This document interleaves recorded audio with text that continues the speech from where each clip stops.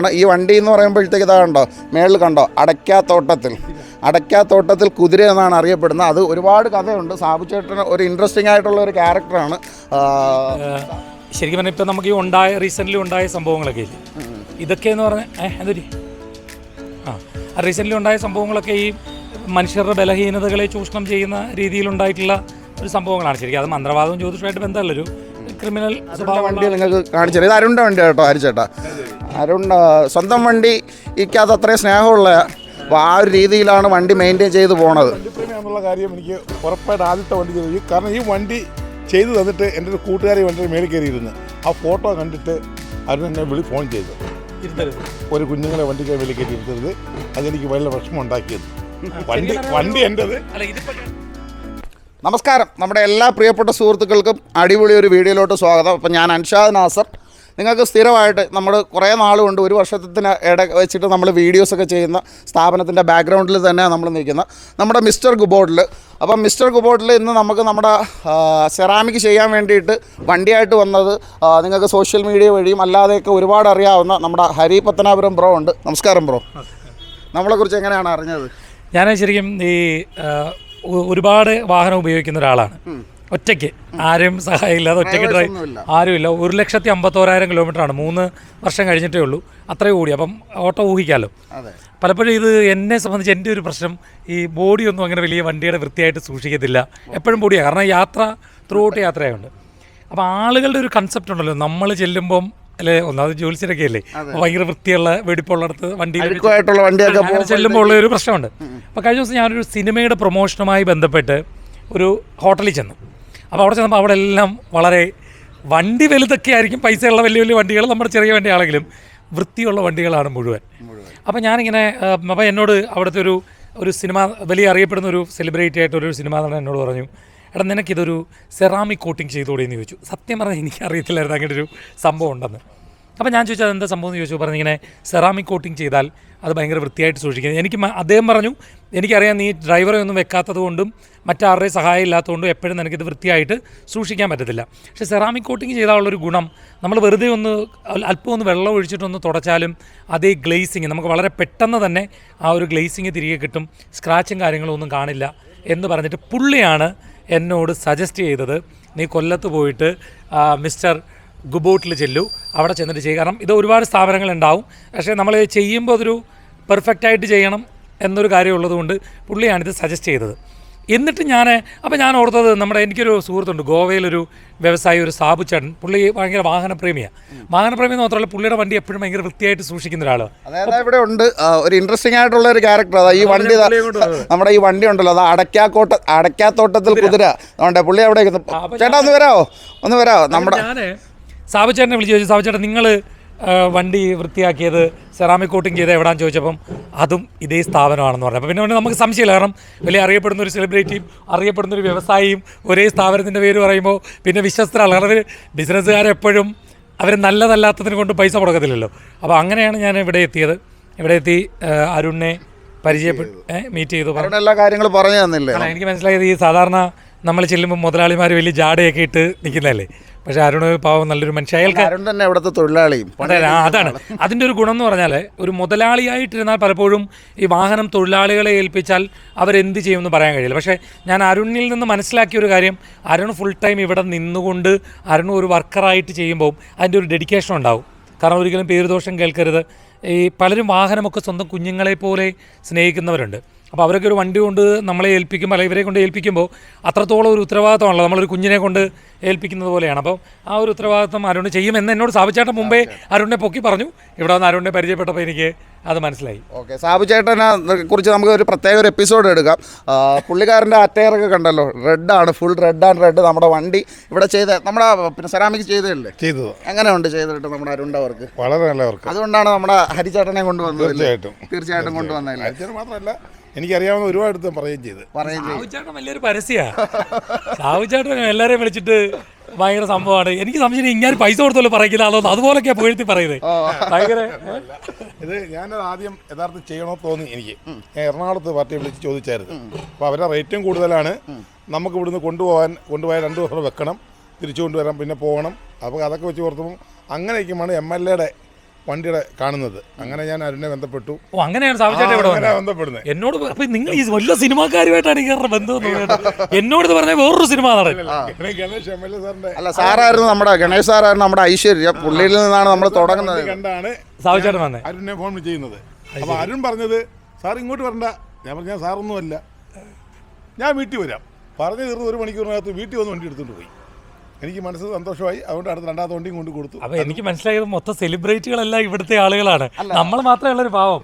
അല്ല സാധാരണക്കാർ ഒത്തിരി ചെറിയ വണ്ടി. ഇപ്പൊ ചേട്ടൻ ഇപ്പൊ റീസെന്റ് ആയിട്ട് ഇപ്പോഴത്തെ സെലിബ്രിറ്റി ആണല്ലോ, കുറെ ഇന്റർവ്യൂസും എല്ലാവരും വന്നിട്ടുണ്ട്. ചെറിയ വണ്ടികളും ഒക്കെ ഉണ്ട്. അപ്പം അതേ ഉത്തരവാദിത്വത്തോടുകൂടി ചെയ്യുന്നു എന്നുള്ളത് നല്ലൊരു കാര്യമാണ്. കാരണം വാഹനം നല്ലതുപോലെ വൃത്തിയായിട്ട് ഉപയോഗിക്കുക എന്നുള്ളത് എനിക്കില്ലാത്തൊരു കാര്യമാണ്. ഇവരൊക്കെ ഭയങ്കര വൃത്തിയായിട്ട് ഉപയോഗിക്കില്ല. എന്നെ സാവിച്ചേട്ടൻ തന്നെ ഇടയ്ക്കിടയ്ക്ക് പറയും കഴുകിയൊക്കെ കൊണ്ട് നടന്നുകൂടി. കാരണം ഇതിൽ ഹോട്ടലിലൊക്കെ ചെല്ലുമ്പോൾ നമുക്ക് അതിൻ്റെ ഒരു ബുദ്ധിമുട്ട് മനസ്സിലാവും. നമുക്ക് ഒരു കിട്ടുന്ന ആ ഒരു ഇംപ്രഷൻ, ഫസ്റ്റ് ഇംപ്രഷൻ കുറച്ച് കൂടുതലായിരിക്കും. ഞാനത് കണ്ടത് അരുണ് വണ്ടി പ്രേമിയാണ്. അതെ, അരുണിൻ്റെ വണ്ടി ഇവിടെ കിടപ്പുണ്ട്. അരുൺ സ്ഥിരമായിട്ട് സെറാമിക് ഉണ്ടെങ്കിൽ അരുണിൻ്റെ വണ്ടി നിങ്ങൾക്ക് കാണിച്ചു. ഇത് അരുണിൻ്റെ വണ്ടി കേട്ടോ ഹരിച്ചേട്ടാ. അരുൺ സ്വന്തം വണ്ടി ഇക്കകത്ത് അത്രയും സ്നേഹമുള്ള, അപ്പോൾ ആ ഒരു രീതിയിലാണ് വണ്ടി മെയിൻറ്റെയിൻ ചെയ്ത് പോണത്. വണ്ടിപ്രേമിയാന്നുള്ള കാര്യം എനിക്ക് ഉറപ്പായിട്ട് ആദ്യത്തെ വണ്ടി ചെയ്തു. കാരണം ഈ വണ്ടി ചെയ്തു തന്നിട്ട് എൻ്റെ ഒരു കൂട്ടുകാരി വണ്ടിയുടെ മേളിൽ കയറിയിരുന്ന് ആ ഫോട്ടോ കണ്ടിട്ട് അരുൺ എന്നെ ഫോൺ ചെയ്ത് ഒരു കുഞ്ഞുങ്ങളെ വണ്ടിക്ക് മേളിൽ കയറി ഇരുത്തരുത്, അതെനിക്ക് വലിയ പ്രശ്നം ഉണ്ടാക്കിയെന്ന്. വണ്ടി എൻ്റെത്. അല്ല ഇതിപ്പോൾ കേട്ടപ്പോൾ എനിക്ക് മനസ്സിലാവുന്നത് ഈ ബിസിനസ് എന്നുള്ള പർപ്പസിനപ്പുറം ഈ ആത്മാർത്ഥത കൊണ്ട് ചെയ്യുന്നതിൻ്റെ ഒരു ഗുണമുണ്ടാവും. അരുൺ അങ്ങനെ വിളിച്ചു പറഞ്ഞു എന്നുള്ളത് ഞാൻ ഇപ്പോഴാണ് അറിയുന്നത്. പക്ഷേ അരുൺ അങ്ങനെ വിളിച്ചു പറഞ്ഞെങ്കിൽ അതൊരു ഭയങ്കര ഒരു നന്മയായിട്ടാണ് എനിക്ക് തോന്നുന്നത്. കാരണം സാധാരണ ബിസിനസ് ചെയ്യുക എന്നുള്ളതിനപ്പുറം ആ ഒരു നമ്മൾ ഡെഡിക്കേഷൻ എന്നൊക്കെ പറയത്തില്ല, ഒരു ചെയ്യുന്ന ജോലിയോട് ഒരു ആത്മാർത്ഥത ഉണ്ടാകുക എന്നുള്ളത്, അത് അരുൺ അങ്ങനെ പറഞ്ഞെങ്കിൽ അത് ഭയങ്കര ഒരു സംഭവമാണ്. അപ്പോൾ അരുണിനെ ഇനി കുറച്ചുകൂടി അപ്രീഷിയേറ്റ് ചെയ്തെങ്കിൽ എന്തെങ്കിലും അങ്ങനെയാണെന്നുണ്ടെങ്കിൽ നമുക്ക് പിന്നെ ഹരിചേട്ടൻ്റെ ആ വണ്ടിയുടെ പ്രസന്റ് സിറ്റുവേഷൻ ഒന്ന് കാണിച്ചു കൊടുക്കല്ലേ, കുഴപ്പമില്ലല്ലോ. അത്യാവശ്യം പിന്നെ വണ്ടി കുറച്ച് നമുക്ക് അത്യാവശ്യം നല്ല രീതിയിൽ തന്നെ നമ്മുടെ ഒരു വർക്കും കാര്യങ്ങളും എല്ലാം വരുന്നുണ്ട്. നമ്മുടെ മാരുതി എർട്ടിഗയാണ്. അപ്പോൾ നേരത്തെ ഹരിചേട്ടൻ പറഞ്ഞല്ലോ പുള്ളിക്ക് അത് മെയിൻറ്റെയിൻ ചെയ്യാൻ ഒറ്റയ്ക്ക് പറ്റാത്തതിൻ്റെ ഒരു പ്രശ്നമുണ്ട്. ഇൻറ്റീരിയർ ഉൾപ്പെടെ ഒന്ന് കാണിച്ചു തരാം നമ്മൾ. ഇൻറ്റീരിയറും അതേപോലെ തന്നെ ഇൻറ്റീരിയറിലും എല്ലാം നമുക്ക് ഒരുപാട് വർക്കുണ്ട്. അപ്പോൾ ഈ ഒരു വണ്ടിക്കകത്താണ് നമ്മൾ ഇനി നെക്സ്റ്റ് ഒരു മാജിക്ക് നമ്മുടെ അരുൺ കാണിക്കാൻ പോണത്. അല്ല ഞാൻ ഫോണിൽ കൂടെ പറഞ്ഞപ്പോൾ നിങ്ങൾ ഭയങ്കര ആത്മവിശ്വാസത്തോടെ പറഞ്ഞു. വണ്ടി കണ്ടിട്ട് എന്താണ് അഭിപ്രായം? സാധാരണ ഇത്രയും വൃത്തിയോടുള്ള വണ്ടി കയറി കണ്ടുപോലും കാണത്തില്ല. ആരുടെ പറയാം എന്തൊക്കെ ഉണ്ട്? നമ്മുടെ ഒരുപാടുണ്ട്. ഇതിൻ്റെ അകത്ത് നമുക്ക് പ്രത്യേകിച്ചൊന്നും ഇല്ല. ഇത് ഈ 3 വർഷം ഇത്രയും കിലോമീറ്റർ ഓടിയേണ്ട ഒരു പ്രശ്നമുണ്ട്. പിന്നെ ബോഡി മൊത്തം യെല്ലോ കളർ. ഒരൊറ്റ സംശയം, 3 വർഷം കൊണ്ട് ഇത്രയും കിലോമീറ്റർ ഓടിയ വണ്ടി നിങ്ങൾ കണ്ടിട്ടുണ്ടോ വേറെ? 3 വർഷം കൊണ്ട്. അപൂർവം. 3 വർഷമല്ലേ? കേരളം അങ്ങോളം നിൽക്കാതെ ഓട്ടം അല്ലേ? അത് ഇപ്പം നമ്മുടെ ഈ റീസെന്റ് സംഭവമൊക്കെ വെച്ചിട്ടാണെന്നുണ്ടെങ്കിൽ അതുമായിട്ട് ബന്ധപ്പെട്ട് ഞാൻ കുറേ വീഡിയോസൊക്കെ കണ്ടായിരുന്നു. അപ്പോൾ അതുമായിട്ട് ബന്ധപ്പെട്ട് ഇന്റർവ്യൂസ് കഴിഞ്ഞ ദിവസം കൊച്ചിയിൽ ഇന്റർവ്യൂ ആണ്. നാളെയും പോകണം ചാനലുകളിലും ഒക്കെ പ്രോഗ്രാമിന്. ഹരിച്ചേട്ടനെ സംബന്ധിച്ചിടത്തോളം നമ്മൾ ചാനൽ കാണുമ്പോഴത്തേക്ക് ഈ ജ്യോതിഷം പല രീതിയിലും ആൾക്കാർ പറയുന്നുണ്ടെങ്കിലും അന്ധവിശ്വാസത്തിൻ്റെ പ്രോത്സാഹനം. ഞാൻ ചേട്ടൻ്റെ ഒരു എപ്പിസോഡ് കണ്ടിട്ടുള്ളതെന്ന് പറഞ്ഞാൽ ഈ ചൊവ്വാദോഷം അതുമായിട്ട് ബന്ധപ്പെട്ട് അങ്ങനെ ഒരു ദോഷമില്ല, നിങ്ങൾക്ക് ആർക്കും വേണമെങ്കിലും കല്യാണം കഴിക്കാമെന്നുള്ള അങ്ങനെ കുറച്ച് നമ്മുടെ ഈ ഒരു സമൂഹത്തിൽ നമുക്ക് ഇതിപ്പം ഈ ശരിക്കും പറഞ്ഞാൽ ഇപ്പം നമുക്ക് ഈ റീസെൻ്റ്ലി ഉണ്ടായ സംഭവങ്ങളൊക്കെ ഇല്ലേ, ഇതൊക്കെ എന്ന് പറഞ്ഞാൽ എന്തൊരു റീസെൻ്റ്ലി ഉണ്ടായ സംഭവങ്ങളൊക്കെ ഈ മനുഷ്യരുടെ ബലഹീനതകളെ ചൂഷണം ചെയ്യുന്ന രീതിയിലുണ്ടായിട്ടുള്ള ഒരു സംഭവങ്ങളാണ്. ശരിക്കും അത് മന്ത്രവാദവും ജ്യോതിഷമായിട്ട് ബന്ധമുള്ളൊരു ക്രിമിനൽ സ്വഭാവമുള്ള ആളുകൾ ചെയ്തു എന്നുള്ളതിൽ പക്ഷേ ഒഴിവാക്കപ്പെടേണ്ട കാര്യങ്ങളാണ്. കാരണം മതവിശ്വാസികൾ അല്ലെങ്കിൽ ദൈവവിശ്വാസികളായിട്ടുള്ള ആളുകളെ ഏറ്റവും കൂടുതൽ വേദനിപ്പിക്കുന്നൊരു കാര്യമാണ്.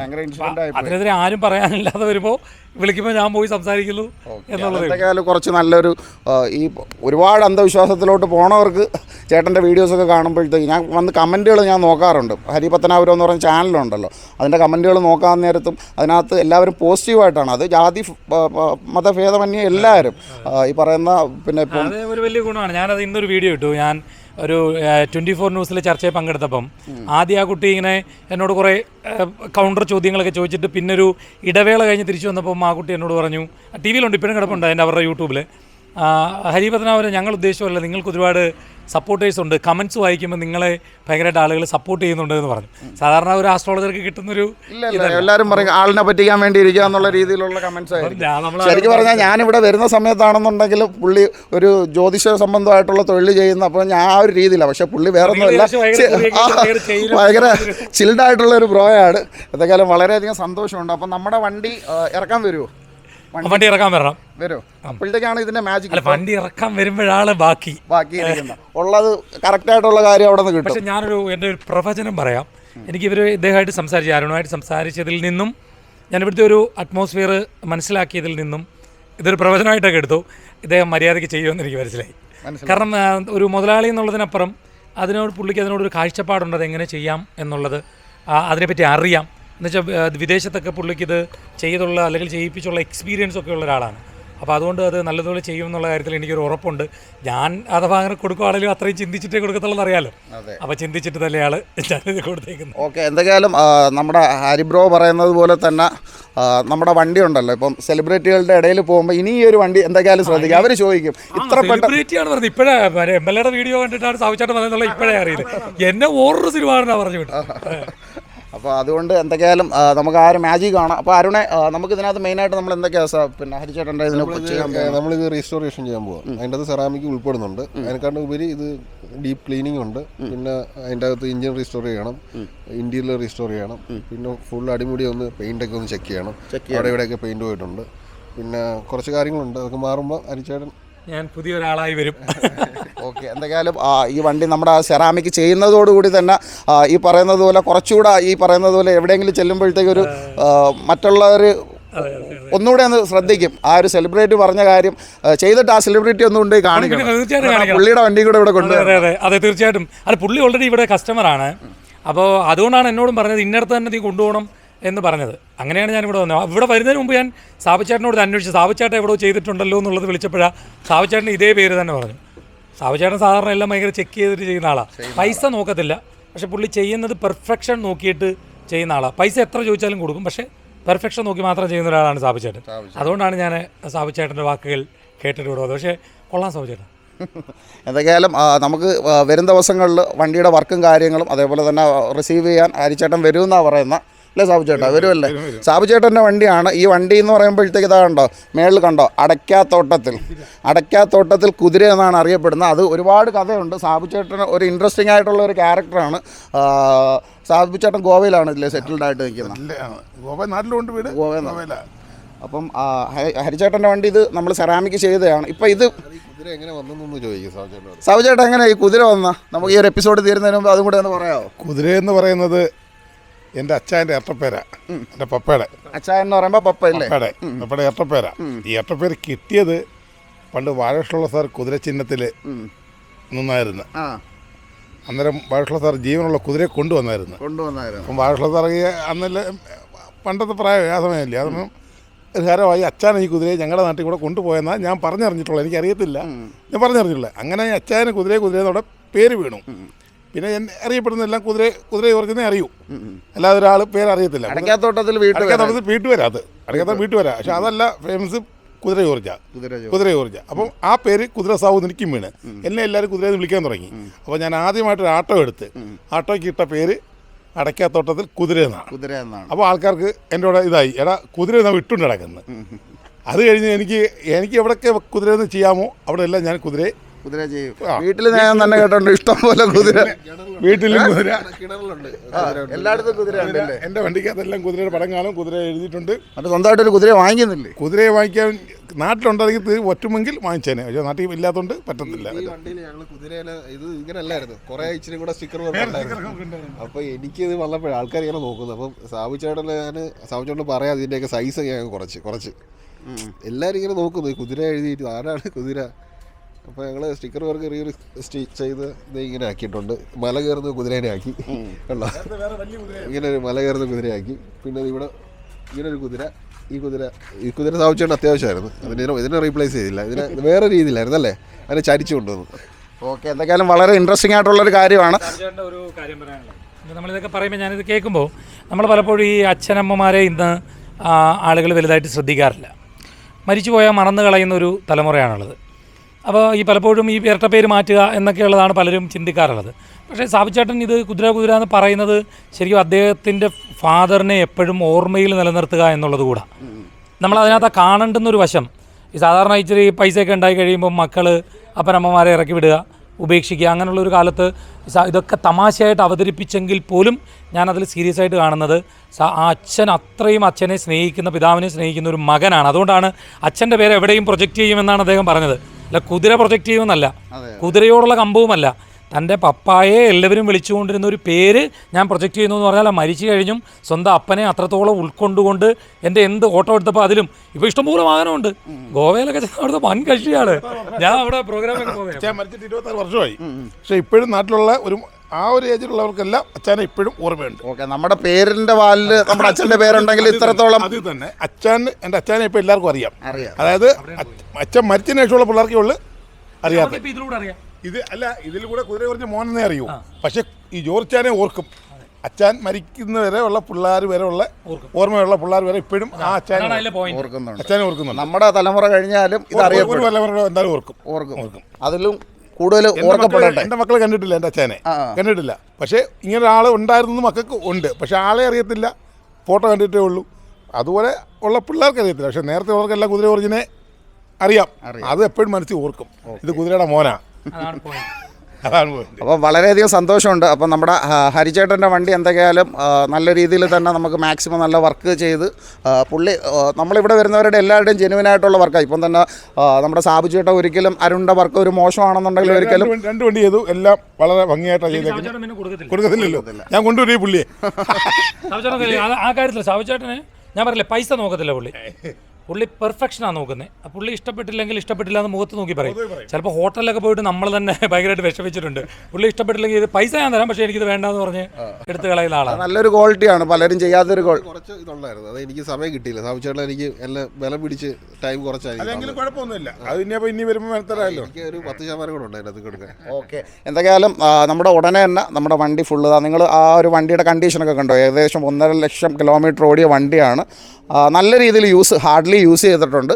അപ്പോൾ ഈ ഒരു വണ്ടിയുടെ നമുക്ക് ഈ ഒരു ഫുൾ വർക്ക് ജസ്റ്റ് ഒന്ന് വൈൻഡപ്പ് ചെയ്യാം. എല്ലാവരും ഒന്ന് ഫ്രെയിമിൽ വരികയാണെന്നുണ്ടെങ്കിലേ ഹരിചേട്ടൻ എന്തൊക്കെയായാലും ഈ തിരക്കുകളുടെ ഇടയിൽ, കാര്യം ഇപ്പോൾ നല്ല തിരക്കുള്ള സമയമാണെന്ന് അറിയാം. കാര്യം എന്ന് പറഞ്ഞാൽ ഈ ഒരു ഇൻസിഡൻ്റൊക്കെ നടക്കുന്നതുകൊണ്ട് ഒരുപാട് ചാനൽസൊക്കെ ഇൻ്റർവ്യൂവിന് വേണ്ടി വിളിക്കുന്നു. ആ ഒരു സമയത്തും നമ്മുടെ ഈ ഒരു ചെറിയൊരു സ്ഥാപനം നമ്മളിപ്പോൾ തുടങ്ങിയിട്ട് 8 മാസമായതുള്ളൂ. ക്വാളിറ്റിയിലും അതേപോലെ തന്നെ ഒരു കസ്റ്റമർ സാറ്റിസ്ഫാക്ഷനിലും മുൻപ് ഞാൻ തന്നെയാണെന്നുണ്ടെങ്കിൽ ഇത്രയും നാളായിട്ട് ഞാൻ ഒരു പ്രൊമോഷൻ വീഡിയോ എന്നെ പൈസ ഒന്ന് ചെയ്യാൻ വിളിച്ചതാണ്. പിന്നെ ഞാൻ അരുണുമായിട്ടും കൂടി ഇപ്പോൾ അരുണിൻ്റെ ഫുള്ള് സോഷ്യൽ മീഡിയ സപ്പോർട്ടും കാര്യങ്ങളും എല്ലാം ചെയ്യുന്നുണ്ട്. നമുക്ക് അതുവഴി തന്നെ നമുക്ക് ഒരുപാട് ഇപ്പം ഗണേഷ് സാറുമൊക്കെ ആയിട്ടാണെന്നുണ്ടെങ്കിൽ നല്ലൊരു ബന്ധം ഇതുവഴി ഉണ്ടാകാൻ പറ്റി. പുള്ളിയുടെ കോളീസൊക്കെ നമ്മൾ അടിപൊളിയായിട്ട് ഉണ്ടായിരുന്നു. അപ്പോൾ ഈ ഒരു വണ്ടിയുടെ മാജിക്ക് നമുക്ക് നെക്സ്റ്റ് നേരിട്ട് വരികയാണെന്നുണ്ടെങ്കിൽ നമുക്ക് അന്ന് വീണ്ടും കാണാം. അല്ലെന്നുണ്ടെങ്കിൽ നമ്മളിത് ഒന്ന് റിവ്യൂ ചെയ്യുന്ന അൺവീൽ ചെയ്യുന്ന ഒരു വീഡിയോ ഇടും. അത് നമുക്ക് യൂട്യൂബ് വഴി ചേട്ടന് കാണാം. അപ്പോൾ വന്നതിലും നമ്മുടെ ഈ ഒരു സംരംഭം വിജയിപ്പിക്കാൻ വേണ്ടിയിട്ട് ചേർന്നതിലും എല്ലാവർക്കും സാബു ചേട്ടന് വലിയൊരു ബിഗ് താങ്ക്സ് ഹരിചേട്ടനെ കൊണ്ടുവന്നതിൽ. അപ്പോൾ വീണ്ടും അടുത്തൊരു ദിവസം അടുത്തൊരു വീഡിയോ ആയിട്ട് കാണുന്നതുവരേക്കും നമ്മുടെ പ്രേക്ഷകർക്ക് ഒരു 5-6 ലക്ഷം പേരുണ്ട്, എല്ലാവർക്കും ഒരു ബൈ പറഞ്ഞു. എല്ലാ പ്രേക്ഷകർക്കും യൂട്യൂബ് ചാനൽ പേര് അൻഷാദ് നാസർ വ്ളോഗ്. അദ്ദേഹം ജെനുവിനായിട്ട് സംസാരിക്കുന്ന ഒരാളാണ്. ഭയങ്കര ഫ്ലുവൻ്റായിട്ട് പലപ്പോഴും നാടകീയമായി കാര്യങ്ങൾ അവതരിപ്പിക്കുന്നവരുടെ മുമ്പിൽ ജെനുവിനായിട്ട് സംസാരിച്ചുകൊണ്ട് ഇത്രയും ലക്ഷം ആളുകളെ പ്രേക്ഷകരെ ഉണ്ടാക്കാൻ കഴിഞ്ഞു എന്നുള്ളത് അദ്ദേഹത്തിൻ്റെ ഏറ്റവും വലിയൊരു ഗുണമാണ്. അപ്പോൾ കൂടുതൽ ഉയരങ്ങളിലേക്ക് യൂട്യൂബ് ചാനലിന് കടക്കാനാകട്ടെ, ഒരുപാട് ആളുകൾക്ക് ഉപകാരപ്പെടുന്ന രീതിയിലുള്ള ഇൻഫർമേഷൻസ് നൽകാൻ കഴിയട്ടെ എന്ന് ആത്മാർത്ഥമായിട്ട് ആശംസിക്കുന്നു. ഓക്കെ, എന്തൊക്കെയായാലും വളരെയധികം സന്തോഷമുണ്ട് ഹരിചേട്ടനെ നമ്മുടെ ഒരു ചാനലിൽ കൊണ്ടുവരാൻ പറ്റിയതിൽ. അപ്പം വീണ്ടും നമുക്ക് അടിപൊളി ഒരു വീഡിയോ ആയിട്ട് വരാം. അതുവരേക്കും നമ്മുടെ എല്ലാ സുഹൃത്തുക്കൾക്കും ഒരു വലിയ ബൈ. കിട്ടിയല്ലേ, നീ നിന്ന് ഉറങ്ങുന്നാടാ.